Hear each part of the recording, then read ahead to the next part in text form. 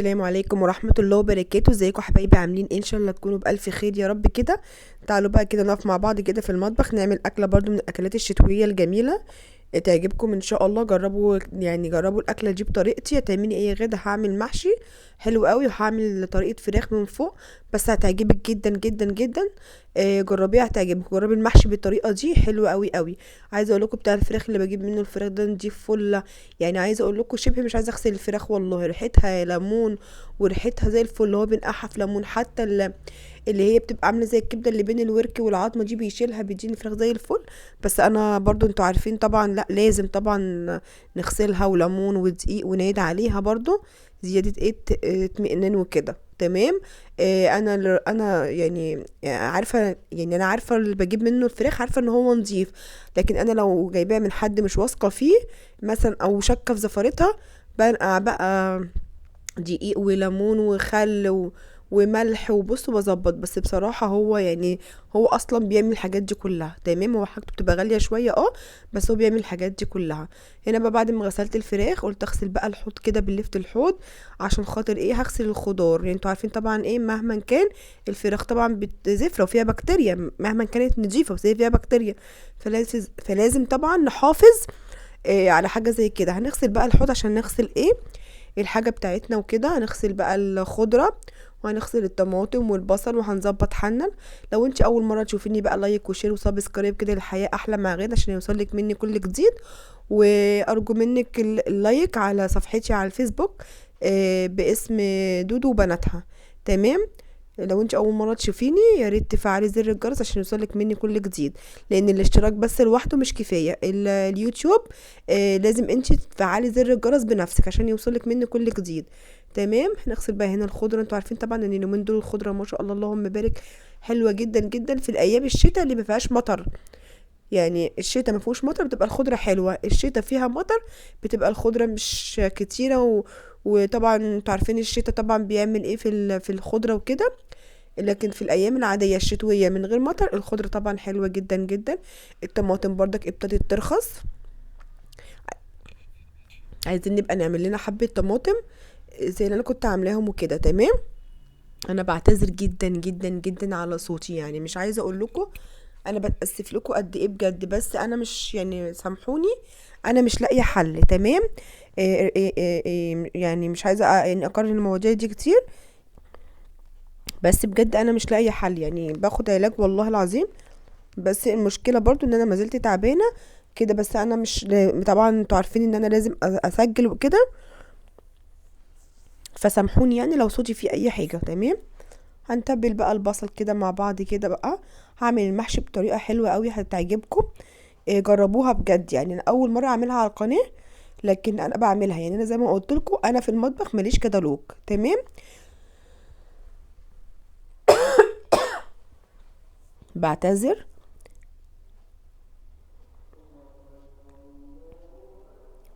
الله اكبر يا عزيزي قوي يا رب، الادم بيقدم وانا بسجل لكم. ظبط بقى حالنا كده ونغسل كل يعني ايه، حاولي انك تحضري دايما حاجتك. تمام. يعني ابتدي الاول بتحضير الحاجه، هتلاقي بعد كده كل حاجه سهله. يعني غسلتي الطماطم وغسلتي الخضره وظبطتي الدنيا. نغسل الرز ونسيبه عشان لما نيجي نحطه في الخلطه ما يبقاش عامل ميه كتير.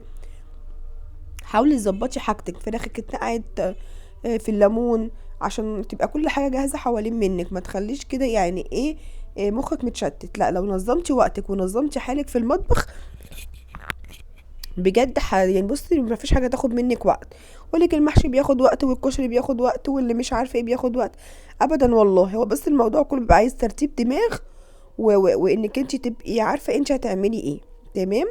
هدعكها بقى كده بالدقيق. طب ايه لازمه الدقيق؟ بصوا انا جايبه وراك، انا ما فيش غير انا وعيالي. جوزي من غير شر مش موجود، ما بيجيش من الشغل يعني عنده عمره، فما فيش حد فينا بياكل الصدور الا هو. تمام. وشاهد يعني شاهد يعني احيانا بتاكلها. فجبت وراك. فالوراك دايما بتبقى يا جماعه فيها كده زي مزلقه. طب بتضيعيها بايه يا غدا؟ الدقيق تحفه تحفه تحفه تحفه. بيضيع لك اي مزلقه في الوراك. بصوا اهي، شايفين دي اللي انا بتكلم عليها؟ ما بتخليش فيه اي حاجه، بتخلي كده الوراك كده بتزيق.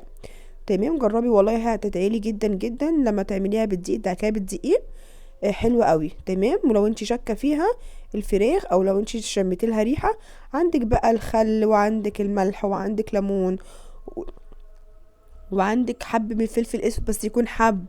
انا بقولك على مش كل ده مره واحده، بقولك يعني على بيضيع الزفاره. وعندك اللهم صل على النبي الجنزبيل. تمام. هو اللي بيبصوا ما شاء الله اللهم بارك، بصوا زي ما بقولكوا زي الفل. الحاجات دي كلها بتضيع، بس الدقيق بيضيع اي مزلقه. وكمان لو دقيق ذره يبقى حلو قوي قوي قوي قوي. تمام. هنظبط بقى حالنا ونسيب الفراخ هنا تتصفى. انا مش بحب استعمل اي طيور او اي لحوم تكون فيها ميه عشان تقبل التتبيله، بس اسيبها تتصفى. تمام. ونظبط بقى الدنيا كده ونظبط حالنا ونشوف هنعمل ايه تاني. بس هي غدا موضوع الحوض ده عندي عقده من الحوض والله، لازم اصبنه. يعني بص طول ما انا واقفه خلصت اي سمك اي فراخ اي حاجه فيها زفاره اشك فيها، اغسلها على يعني اغسله على طول. اولا عشان ما يعملش ريحه، وثانيا انت ما تضمنيش ممكن تغسلي فيه ايه من غير ما تاخدي بالك. هنبشر بقى بصلايه وطماطمايه وهنركنهم على جنب. هنعمل بيهم ايه واحنا شغالين؟ هقول لكم هنعمل بيهم ايه. تمام.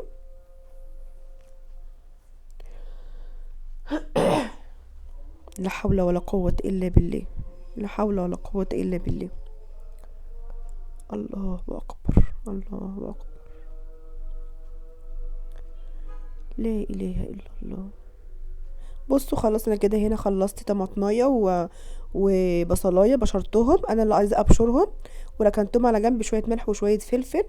احط بقى ايه في الخلاط، هحط كل حاجتي. احط قرن الفلفل اللي انا غسلته، قرن الفلفل ده بيخلي ريحه الخلطه حلوه قوي يا جماعه، جربوه. وهحط البصل وهحط الطماطم. ومش هعصر بقى على العصر، لا، عارفين انتوا الخلاط الدرجه اللي هي بتفصل، الزرار اللي هو بيفصل ويشتغل يفصل ويشتغل، انا هعمل عليه. انا عايزه الحاجه متقطعه مش معصوره، هتشوفوا دلوقتي معايا. تمام. خليكي معايا ما تروحيش في اي حته. ولو انت وصلت لحد الطماطم ولسه ما حطيتليش لايك، حطي لي لايك بقى، لايك وشير بقى عشان خاطري. بصوا. تمام.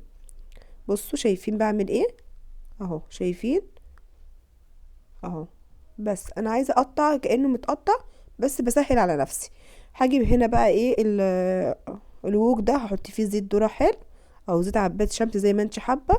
هنا كانت بوسي خرطت لي الخضره، قلت لها خدي يا بوسي خرطي الخضره على بال ما اعمل بقيه الحاجه. ايه ده؟ احط بس كده كبشه كده من الخضره، شوحيها في الزيت، شوحيها مجرد تشويح تطلع ريحتها. يعني وجربي وادعي لي. عايزه بقول لك شمي. بقول لك شمي. بصي مش عايزه اقول لكم طب ليه يا غدا كده. الخضره دي عباره عن روايح عطريه، يعني هي زيها زي البهارات. ما هي في انواع بهارات بتبقى خضره في الاول. تمام. جربي بس والله العظيم هتدعي لي، حلوه حلوه حلوه قوي. حطينا الطماطم والبصل اللي احنا فرمناهم في الخلاط فرم خفيف. لو عندك بوستر ماشي، او عندك كب ماشي هتفرموهم ماشي براحتك خالص، انا سهلت على نفسي. نزلت بيهم، حطيت ملح لا ما حطيتش ملح لسه، حطيت بابريكا وحطيت فلفل اسمر. تمام. هخلي الملح وكمون، هخلي الملح والنعناع لما اجي يعني قرب ما هاجي احشي. هنزل هنا بقى كانت الفراخ اتصفت. تمام. حطيت كده شويه من الزيت برضو في الطاسه دي. انا قسمت هنا الوراك 2 عشان الوراك كانت كبيره قوي، قسمتها 2 كاني بحمرها، يعني كانك بتحمري فراخ مسلوقه عادي، بس هي لسه نيه. ماشي. تاخد اللون اللي انت عايزاه. بقولك المحشي ما يحلاش معايا غير بكوبايه شاي بالقرنفل.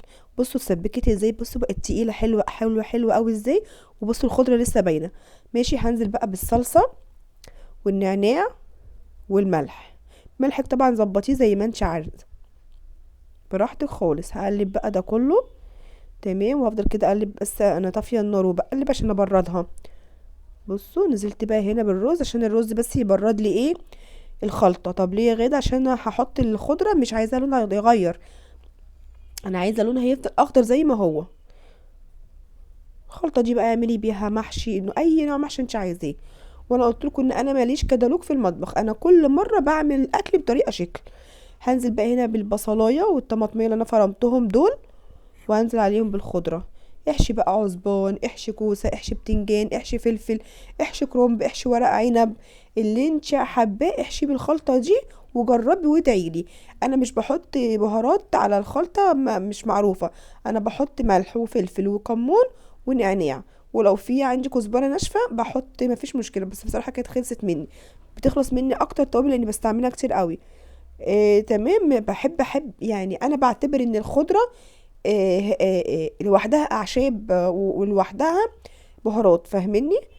هنا بقى ايه، خلاص كانت الفراخ خدت اللون اللي انا عايزاه. هنزل عليها بقى بقرن فلفل كوبي بقى كده، وبصلايه. تمام. هقطعها كده شرايح رفيعه خالص. انا عايزه اشكر اي حد دخل عندي الفيديو اللي فات وبجد وعجبه وشكرني، وعلى الفيسبوك برضو لما شيرته برضو، حبايبي اللي دخلوا لي برضك وشكروا على المخلل. متشكره لكم جدا جدا جدا جدا، وقول يعني بصراحه يعني بتبسطوني بتعليقاتكم الحلوه. تمام. خرجت بقى انا كده خلاص البصلايه وسبتها على الفراخ. احط بقى ملح، دي ايه، دي الخلطه بتاعت الفراخ، واحط صلصه معجون طماطم، ودي بهارات فراخ. بهارات الفراخ بقى فيها كل انواع يعني كل البهارات بقى، هستغنى يا دوبك ملح وفلفل وبهارات فراخ بس. ما عندكيش بقى انت ممكن بقى تحطي جنزبيل، كركم، كاري كده، لكن بهارات الفراخ دي بتغنيني عن اي حاجه. احط كده معلقه من دبس الرمان، عندك ما عندكيش استغني عنه، مفيش مشكله. هنزل بقى هسقي كل ده كده، وبعد كده انا ظبطته بالميه، يعني مثلا يعني بعينك انت بقى شوفي كده يعني ايه، ظبطي حيلك. تمام. نزلت بالميه ده كله وضربته، ورحت زقيت بيها الفراخ. والله العظيم ثلاثة هتشوفوها في النهاية. يعني كانت ريحة وطعم وشكل تحفة تحفة جدا، وسهلة وبسيطة وسريعة. هحشي بقى ايه، هحشي هنا كرنب وهحشي ورق عنب. عندي يعني عندي بوسي مش بتحب ورق العنب وبتحب الكرنب. تمام. وشهد ما بتحبش الكرنب، بتحب ورق العنب، حيرة يعني. فقلت لا، انا هراضي الطرفين. تمام. هنا ده انا كنت جايبه كرومبايه من كام يوم بس مصورتهاش معاكم. كنت سلقاها وقسمها على 3 اطباق، قلت ايه يبقى سهل عليا. ما كنتش بعرف اسلقه، خلي بالكم انا اتعلمت اسلقه والله عشانكم، يعني انا ما كانش حد بيصدق ان انا ما بعرفش اسلق الكرنب والله العظيم. بس الحمد لله يعني بقيت الحمد لله استاذه فيه. تمام. لكن انا طول عمري بقطعه حلو. بصوا بقولك افرديها، ما تكوريش الخلط، يعني الخلطه كده ما تكوراش في الحشوه، لا حاولي تفرديها عشان الصبع يطلع معاكي كده حلو. تمام. انا هوريكي كام صوبع طبعا، وهحشي مع نفسي عشان ما اطولش عليكي الفيديو. بصي بلف كده اهو، شايفه؟ انا هحط لك على ايدي عشان تشوفيه اكتر. هعمل معاكم كذا واحد كده، وبعد كده انا هعمل مع نفسي. لو انت وصلتي لحد المحشي لسه ما حطيتيش لايك، حطي لي لايك. لو انت اول مره تشوفيني اشتركي عندي في القناه عشان تبقي احلى صاحبه لغاده. قناتي الحياه احلى مع غاده. يا رب يجعل ايامكم كلها حلوه يا رب. بصي بقطعه كده، وبقطع على قد ما انا عايزه براحتي خالص. تمام زي الفل.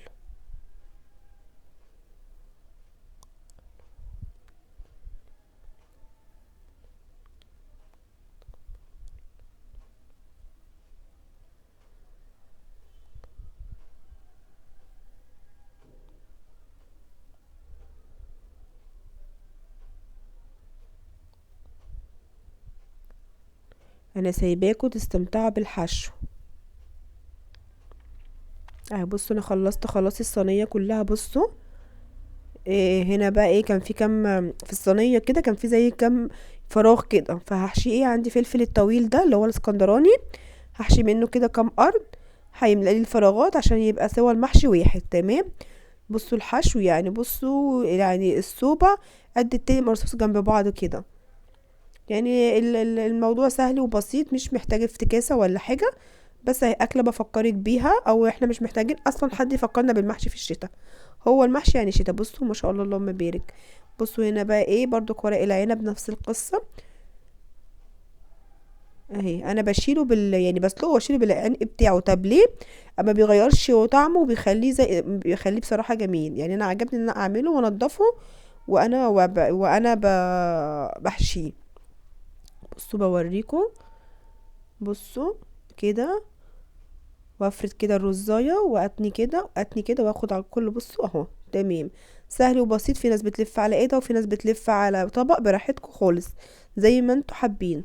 بس بصوا كله بيبقى مقاس واحد كده مع بعضه اهو. بقول لكم من هنا، بقول لكم دي مقطوعه ولا يهمكم. بصوا لموا لمي، يعني لم كده، لم كده في الصوبع. بصي اهو، اهو ما شاء الله، صحه والف هنا على اللي هياكل. خلصت اهو تمام. يلا بقى نسوي. انا ما عنديش شوربه هسكت، لا والله تعالى نعمل مع بعض شويه شوربه. هنا وانا اثناء ما كنت بحشي شغلت الكاتل تمام. احط بقى معياري الميه اللي انا عايزاه. انا يعني شوفي انت بقى ميتك بتبقى عامله ازاي. نزلت عليهم بمرقتين مرقه فوريه كده، بتبقى حلوه جدا. وكان فايض مني شويه رز تمام. هحشي بيهم بقيه الفلفل. هنزل بقى بصوا، يعني دي بقى بتدي طعم بقى حلو قوي قوي للمحشي. ليه بقى؟ فيها من الخضره وفيها من الصلصه وفيها من البهارات، بتبقى حلوه قوي. بصوا هنسقي بقى مع بعض الكرنب. كانوا حبة محشي بصراحة تحفة. اهو هزي كده عشان تتأكدي ان الشوربة نزلت او ان المية نزلت لحد تحت تمام كده. هنغطي بقى بطبق زي الفل. يلا على البوتاجاز اهو. يلا بقى هنا ايه، هنحشي بقى كده ورق العنب. هنظبط الدنيا. حشيت برضو عليه قرنين فلفل يديله طعم كده. الفلفل ده طعمه حلو قوي قوي، وبيبقى اخف من الكوبي سبحان الله. يعني بتاكلي الواحد كده ممكن تاكلي اتنين وتلاتة وانت قاعدة. هنسلق كده سوري، هنسقي كده ورق العنب وهنهز برضو عشان الشوربة تنزل بين كل ورقة وبعضها. الطبق هنا كان كبير غيرته بطبق صغير تمام زي الفل. على البوتاجاز برضو المحشي استوى. ايه والله المحشي استوى. بصوا ما شاء الله اللهم بارك. بصوا اهو. بصوا الفراخ وريحتها وطعمها كانوا حلوين قوي قوي قوي. جربيها بالطريقة دي هتعجبك. هغرف بقى ايه، هغرف لبوسي والسلمى تمام. احنا في ايام المدارس مفيش حد فينا بياكل مع التاني، كل واحد بيبقى عنده وقت بياكل فيه. ربنا يعيننا ويقوينا كده ويخلي لكم ولادكم كده ويجعلها كده بالنجاح ان شاء الله.